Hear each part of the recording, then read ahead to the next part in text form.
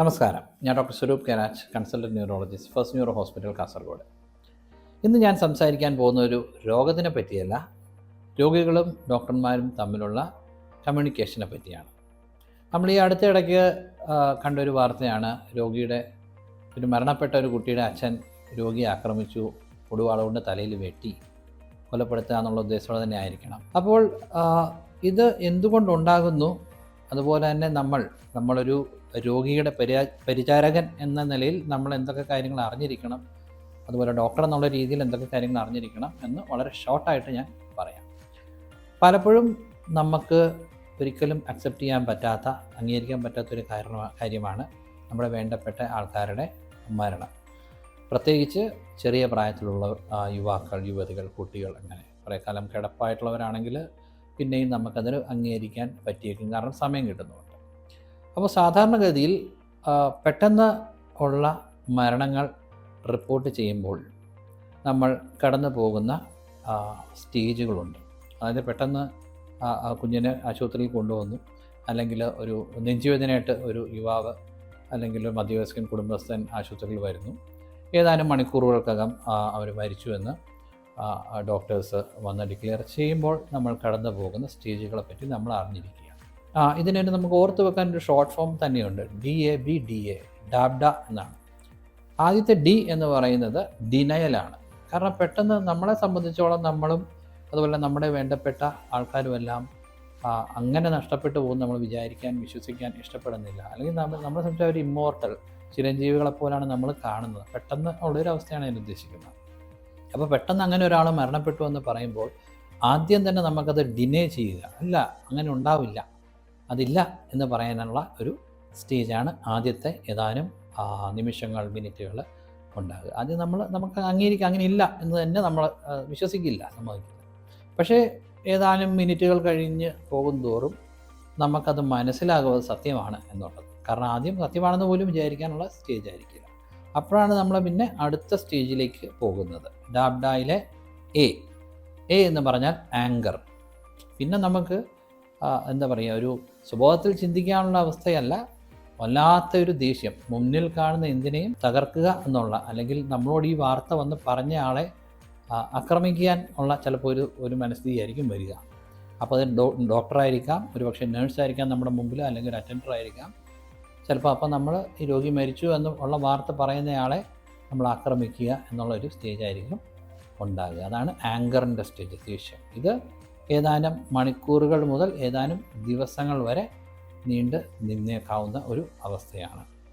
പിന്നെ ഉള്ളതാണ് ബി എന്ന് പറഞ്ഞ സ്റ്റേജ്. ബി എന്ന് പറഞ്ഞാൽ ബാർഗെയിനിങ്. അപ്പോൾ നമ്മൾ മൂന്നാമത്തെ സ്റ്റേജിൽ ദേഷ്യം ഒന്ന് കെട്ടടക്കി കഴിയുകയാണെങ്കിൽ നമ്മൾ പിന്നെ പല രീതിയിൽ ഡോക്ടറോട് പറഞ്ഞു, ഇല്ല അത് എന്തെങ്കിലും ചെയ്യാൻ പറ്റും ഡോക്ടർ അല്ലെങ്കിൽ മരിച്ചു എന്ന് പറഞ്ഞാലും നിങ്ങളത് ചെയ്ത് നോക്കൂ, ഇത് ചെയ്ത് നോക്കൂ, എന്തെങ്കിലും ചെയ്താൽ രക്ഷപ്പെടുത്താൻ കഴിയുമോ എന്നുള്ള ഒരു തരം വിലപേശൽ, ബാർഗെയിനിങ് സ്റ്റേജിലേക്ക് കിടക്കും. ആ ഒരു സ്റ്റേജും കൂടി കഴിഞ്ഞു കഴിഞ്ഞാൽ നമുക്ക് മനസ്സിലാകും ഇതെല്ലാം സത്യമാണ്, മരണപ്പെട്ടു, ഇനി നമ്മൾ എന്ത് വിലപേശിയിട്ടോ അല്ലെങ്കിൽ എന്ത് കാര്യം ചെയ്തിട്ടോ കാര്യമില്ല. ആ സ്റ്റേജാണ് നാലാമത്തെ സ്റ്റേജ്, ഡാബ്ഡയിലെ ഡി, ഡിപ്രഷൻ എന്ന് പറഞ്ഞാൽ ക്ലാസിക്കൽ സെൻസിലെ നമ്മുടെ ഈ ഡിപ്രഷൻ എന്ന് പറയണമെന്നില്ല, വല്ലാത്തൊരു വിഷമവും വിഷാദവും. ആ ഒരു സ്റ്റേജ് എന്ന് പറയുമ്പോൾ നമുക്ക് വളരെ ദുഃഖകരമായൊരു സ്റ്റേജായിരിക്കും. പലപ്പോഴും കുട്ടികളുടെയൊക്കെ മാതാപിതാക്കളൊക്കെയാണ്, അല്ലെങ്കിൽ വളരെ വേണ്ടപ്പെട്ടവരാണെങ്കിൽ അവർക്ക് തന്നെ ഈ വിഷമവും ദുഃഖവും മൂലം ഒരു ആത്മഹത്യാ പ്രവണത ഉൾപ്പെടെ, സ്വയം നശിപ്പിക്കുന്ന പ്രവണത ഉൾപ്പെടെ കാണിച്ച് എന്നും വരാം. ആ സ്റ്റേജും കടന്നതിന് ശേഷം, അതായത് ഡിപ്രഷൻ സ്റ്റേജും കടന്നതിന് ശേഷമാണ് ഏറ്റവും അവസാനത്തെ സ്റ്റേജ്, ഡാബ്ഡയിലെ എ, ആക്സെപ്റ്റൻസ്. അതായത് നമ്മൾ ഈ നടന്ന സത്യവുമായിട്ട് നമ്മൾ അതിനെ അംഗീകരിക്കുകയാണ്.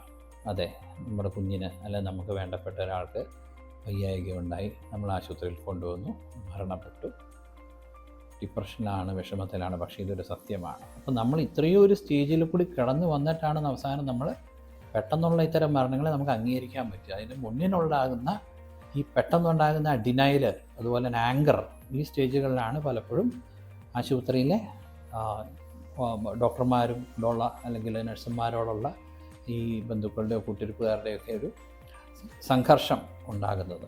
അപ്പം അത് മാനുഷികമായിട്ട് ഉണ്ടാകുന്ന ഒരു റിയാക്ഷനാണ്, ന്യായീകരിക്കാവുന്നതല്ല. അതുകൊണ്ട് തന്നെ നമ്മൾ ബന്ധുക്കൾ അല്ലെങ്കിൽ കുട്ടിരിപ്പുകാർ എന്നുള്ള രീതിയിൽ നമ്മളിതിനെപ്പറ്റി അറിഞ്ഞിരിക്കണം.